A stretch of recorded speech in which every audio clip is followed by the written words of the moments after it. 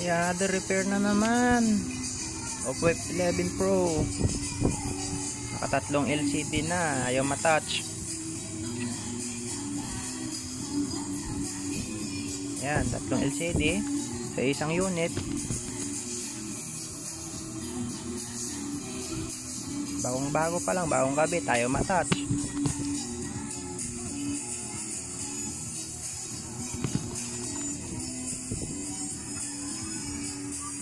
Lugi. Malas.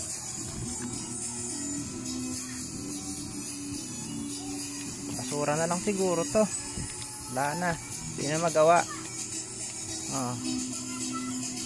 Tatlong LCD.